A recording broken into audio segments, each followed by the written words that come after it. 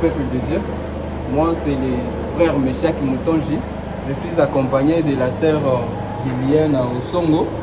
Nous sommes dans le bureau du représentant de l'église Goël Tabernacle, le pasteur Saint-Jean.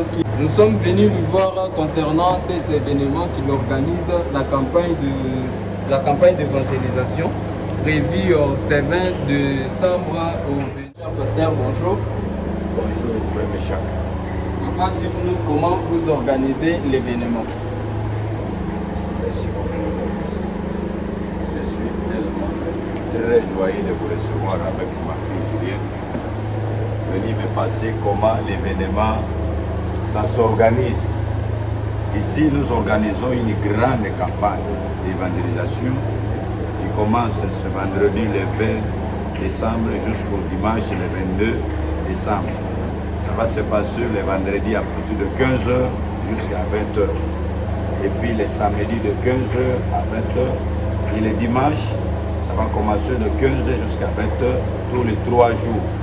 Nous organisons une grande manifestation qui va se passer ici, à notre église, sur l'avenue Dodoma, numéro 124, commune de Kinshasa, croisement Dodoma, Prince Kassavomo, dans la commune de Kinshasa. C'est là où nous organisons la manifestation. Quel espace va-t-elle convenir et quels sont les orateurs invités pour cette manifestation? Bon, nous croyons que là où il y a la parole, les gens viendront de part et d'autre par rapport à l'espace. L'espace est un peu trop petit. Là, c'est trop petit par rapport à la dimension de ce que nous estimons. Mais rien n'a fait, même d'écouter la parole. Les gens vont écouter. Je crois que pour l'espace, que les gens ne se soucient pas, même debout, ils vont écouter. L'espace est vaste. On va même utiliser même le riz. Et puis, les gens vont s'asseoir. Il faut écouter la parole. On va utiliser tous les manières, que ce soit debout, assis, tout est possible. Et Dieu pourvoira. Donc, il n'y a pas ce souci. Il faut planifier pour que les gens soient à l'aise et que chacun écoute bien la parole de Dieu. Ça va se passer dans les meilleures conditions. Merci. Cher pasteur, c'est quoi le sujet de cette grande manifestation? Merci beaucoup ma fille. C'est une très belle question. C'est quoi le sujet de cette grande manifestation? Nous avons un grand sujet, l'onction supérieure. J'ai toujours aimé dire ce sujet-là, ma fille à Lingala, et Bakolami Alikolo. Et Bakolami Alikolo. Donc nous allons parler sur l'onction supérieure. C'est ça le grand sujet qui est sur les polos, qui est sur les affiches de bâche. Et nous allons parler pendant les 3 jours l'onction supérieure. Et pourquoi vous avez choisi quel sujet? Bon, merci beaucoup ma fille pour me poser cette question. Pourquoi j'ai choisi quel sujet? C'est ce sujet, ma fille, que le Seigneur Jésus m'a donné. Et nous ne faisons pas des sujets pour impressionner les gens. Mais pour ce sujet-là, je devais parler à mes enfants de l'onction supérieure. Et à bref, si je peux bien vous expliquer que l'onction supérieure dont nous avons donné ce sujet-là, ce n'est pas moi qui ai l'onction supérieure, ce n'est pas un homme, mais l'onction supérieure, c'est le Seigneur Jésus-Christ. C'est lui qui est l'onction supérieure. Il y a plusieurs onctions. La sorcellerie a aussi son onction. La prostitution a aussi son onction. Les voleurs, c'est aussi leur onction. Les différentes formes, il y a des onctions. Mais en dehors de toutes ces différentes options, nous avons aussi une option qui est supérieure, l'option supérieure. Et cette option qui est supérieure, c'est le Seigneur Jésus-Christ. C'est lui que nous appelons l'option supérieure. Dieu qui est supérieur à cela. Les choses qui ne marchent pas, il y a quelqu'un qui est supérieur à cela. Voilà la raison par laquelle Dieu m'a donné ce sujet pour dire à ses enfants, il y a un Dieu qui est supérieur à tous vos problèmes.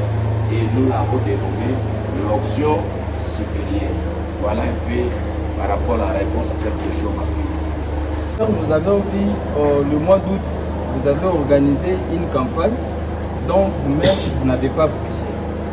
Cette fois-ci, pour cette campagne qui est organisée, est-ce que vous allez prêcher ou vous allez inviter? Et pour cette fois-ci, pour cette campagne que vous organisez de nouveau, est-ce que vous l'orateur ou vous allez inviter encore d'autres orateurs?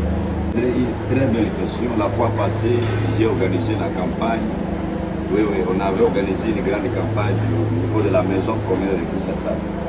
Je n'étais pas l'orateur. Bon, j'ai été conduit par le Saint-Esprit que cette campagne, qu'un autre puisse prêcher. Vous savez, il y a une chose, mon fils. Quand nous faisons des campagnes, je suis l'orateur, et le Dieu qui m'a toujours utilisé, qui a toujours fait de grandes choses, je crois qu'il y sera au rendez-vous. Alors, peu importe là où vous êtes, vraiment, j'ai lancé un appel avec votre question que venez voir le Seigneur Jésus. Ce n'est pas me voir moi, viens voir le Seigneur Jésus qui a agi au moyen de son don qui m'a donné. Il y fera de grandes choses. Cette fois-ci, vraiment, je suis poussé à prêcher. Et je crois que le Seigneur sera au rendez-vous. Donc, qu'il vienne, c'est tous les malades, comme il a toujours fait. C'est une occasion vraiment à ne pas manquer. Je te bénis. C'est une très belle question. Pasteur, dites-nous, est-ce que vous êtes appelé dans votre ministère de prêcher dans des campagnes d'évangélisation? Puisque de nos jours, nous voyons qu'il y a beaucoup de ministères. Il y a des ministères d'évangélisation.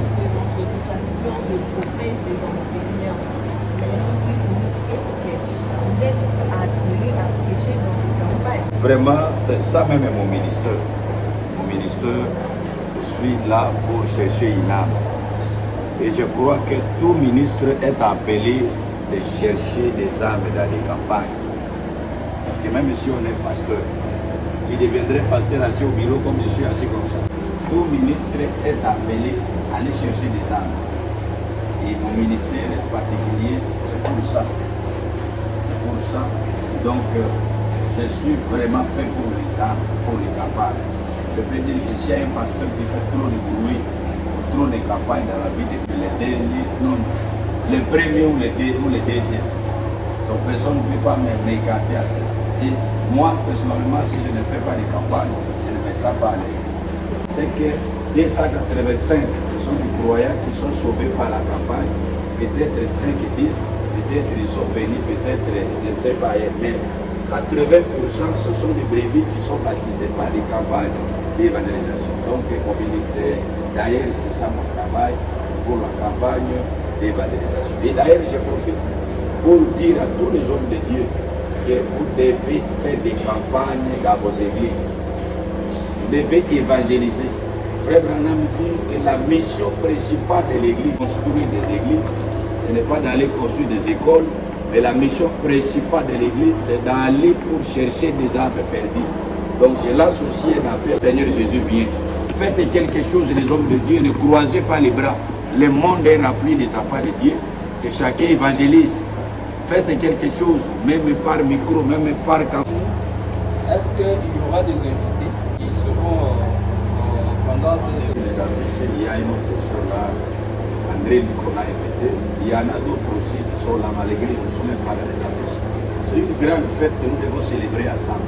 Notre Dieu aime les louages, donc quand il y a la campagne, la porte est ouverte à tout le monde, même ceux qu'on n'a pas invités, si c'est ça poussé, qu'ils viennent, il sera le bienvenu chez nous. Donc il n'y a pas de barrière, il y aura des louages, il y aura des guérisons, il y aura la prédication, et le nom du Seigneur sera loué ensemble. Merci papa d'avoir accepté de nous recevoir cette soirée, afin d'avoir quand même cet échange ici, pour avoir un peu... Merci papa de nous avoir recevoir si vous avez un dernier. Merci pour cette belle initiative et que ça ne s'arrête pas là-bas et que Dieu vous soutienne, que cela aide là-bas. Que Dieu vous bénisse, papa Michak et maman Chérie, que Dieu vous bénisse, monsieur. Merci beaucoup.